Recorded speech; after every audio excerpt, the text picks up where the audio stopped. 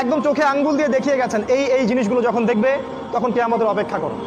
আপনাদের সামনে আমি কিছু তুলে ধরার চেষ্টা করছি। নবী সাল্লাল্লাহু আলাইহি ওয়াসাল্লাম বলেছেন, আমি যে নবী হয়েছি এটাই কিয়ামতের একটা বড় আলামত। তিনি বলেছেন, বুইসতু আনা ওয়াসসাআ কাহাতাইন, আমাকে আর কিয়ামতকে এইভাবে পাঠানো হয়েছে, আমাকে আর কিয়ামতকে এইভাবে পাঠানো হয়েছে। মানে এই দুই আঙ্গুলের মধ্যে যতটুকু দূরত্ব, আল্লাহ রাসূল সাল্লাল্লাহু আলাইহি ওয়াসাল্লাম আর কিয়ামতের মাঝখানে এতটুকু দূরত্ব আছে।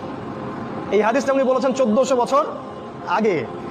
আপনার যদি সামান্য বিবেক থাকে আপনি বুঝতে পারবেন যে এখন 1400 বছর পর কিয়ামত কত কাছে। নবীজি আরো বলেছেন, আমার ইন্তেকাল কিয়ামতের একটা আলামত। তিনি আরো বলেছেন, কিয়ামতের অন্যতম নিদর্শন হচ্ছে মুসলিমদের ধন সম্পদ বাড়তে থাকবে। এমন একটা অবস্থা হবে যাদের পরনের কাপড় ছিল না, খাবার জুটতো না, পায়ে স্যান্ডেল ছিল না, এই রাখাল টাইপের দরিদ্র মানুষেরাও উঁচু উঁচু বিল্ডিং নির্মাণের প্রতিযোগিতা করবে। সে সময় আসেনি? বিগত 100 বছরে আপনি দেখেন কত বিল্ডিং, 100 বছর আগে এগুলো ছিল না।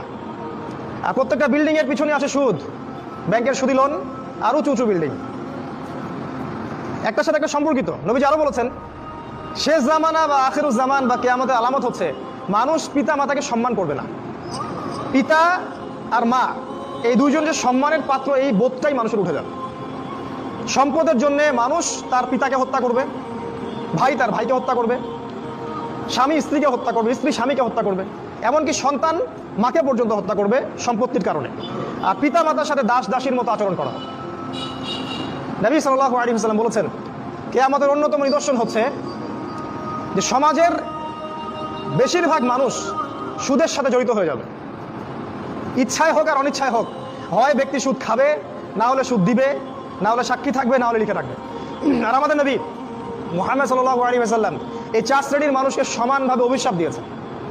তিনি বলেছেন, আমি মুহাম্মদ সাল্লাল্লাহু আলাইহি ওয়াসাল্লাম আপনার নবী, তিনি বলেছেন যে আমি 4 শ্রেণীর মানুষকে অভিশাপ দিয়ে গেলাম।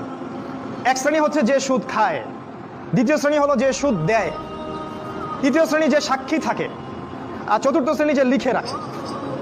এই হাদিসের আলোকে পুরো ব্যাংকিং সিস্টেম সুদের আওতায় পড়ে যায়। এবং নবী